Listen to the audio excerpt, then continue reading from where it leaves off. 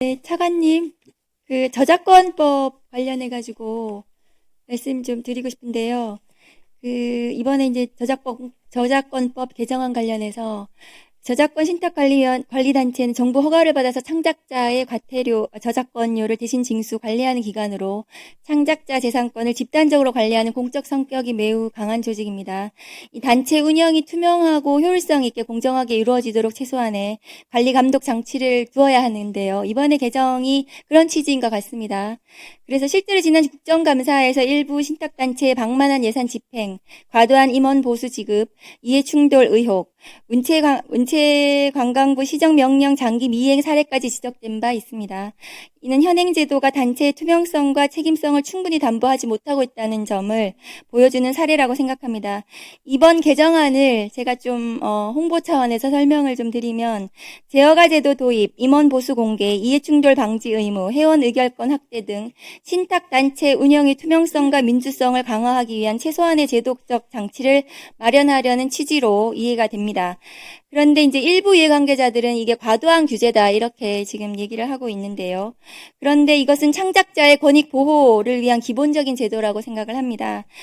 차관님께 생각하시기에 이번 정부의 개정안은 저작권 신탁관리단체의 투명성을 높이고 창작자의 권익을 보호하기 위한 필요한 제도적 보완이라고 생각하시는데 여기 찬성하십니까? 네, 박의정 의원님 말씀에 전적으로 공감합니다. 네, 꼭 필요한 법이었습니다. 이 법의 개정을 통해서 창작자의 권익을 좀 더 보호하는 네, 문화 강국 대한민국으로 네. 가는데 초석이 되었으면 네, 좋겠습니다. 그렇게 하겠습니다. 네, 이상입니다. 네, 수고하셨습니다. 또 대체 토론하실 신동욱 위원님. 차관님, 네. 짧게 좀 여쭤볼게요. 최근에 박지영 스포츠윤리위원장 사표냈죠? 제 소관이 그거 잠깐 모르고 있었습니다. 죄송합니다. 박지영 스포츠윤리위원장. 허락하시면- 체육회 소관이긴 합니다만, 체육국장이 좀 말씀. 체육국장 잠깐만.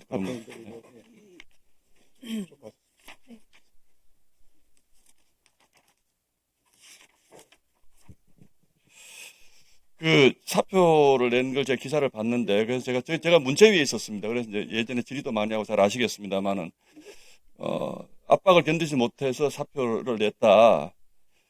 이제 문체부, 이제 소위 상층부에서는 임기를 채우는 게 좋겠다 이렇게 말을 하면서도, 실제로는 도저히 업무 진행을 못할 정도로 압박이 심했다라고 얘기를 합니다. 혹시 파악하고 계세요?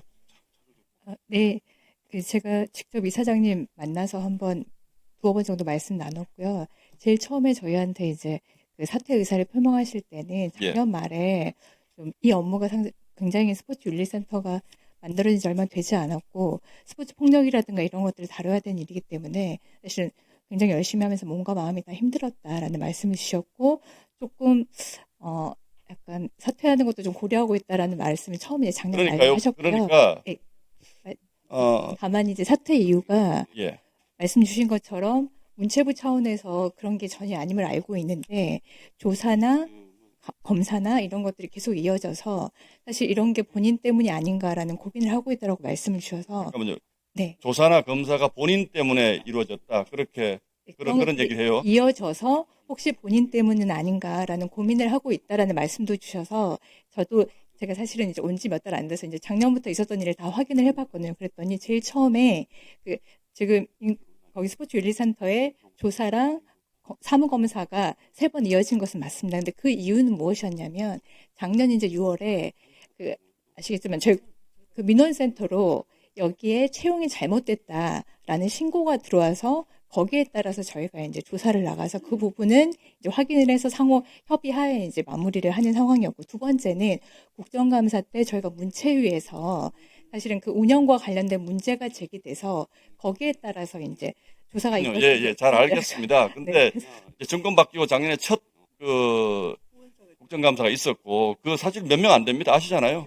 직원 몇 명 되지 않고 거기에 특성이 급여도 좋지 못해서 채용이나 이런 부분에 굉장히 어렵다라는 얘기는 이미 이전부터 굉장히 했었습니다. 그래서 이게 아마 정권이 바뀌고 나니까 그 전에 이제 이사장이니까 아마 그 조그만 그 단체에 3번 연속으로 사무감사를 하고 이게 저는 정상적이라고 생각하지 않거든요.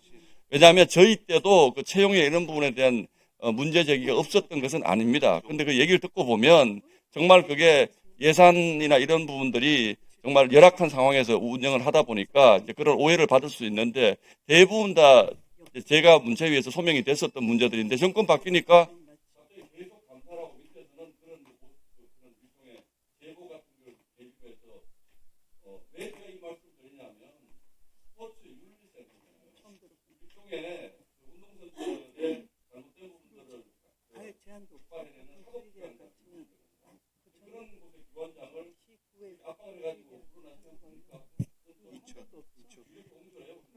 그래서 사실 이 부분은 그래서 전혀 사실이 아니라는 말씀을 다시 드리고 싶고 아니 두 번째 그 국정감사는 네. 네네.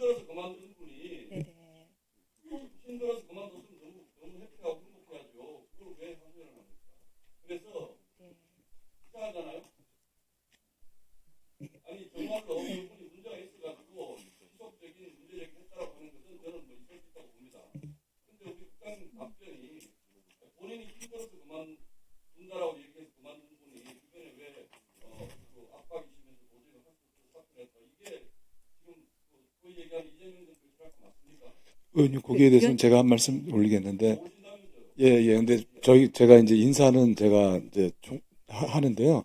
그 어느 단체장이 지난 정부에 임명됐다고 해서 압박을 하거나 사퇴를 종용하거나 그런 일은 제가 없는 걸로 알고 있습니다.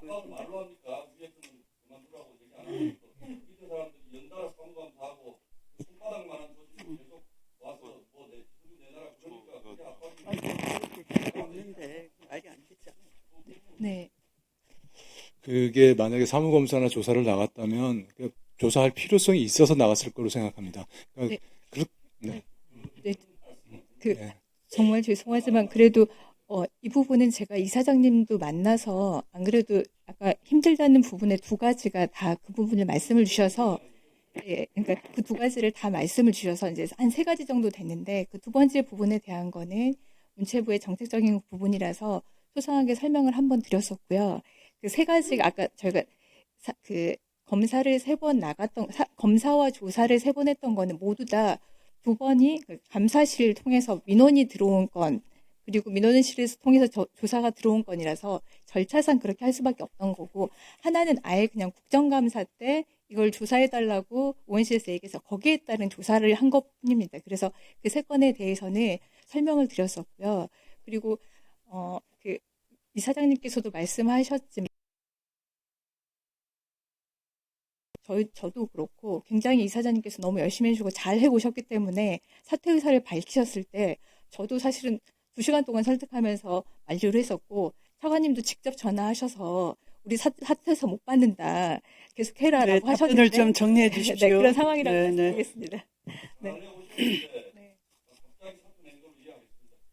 네, 수고하셨습니다. 또 대체 토론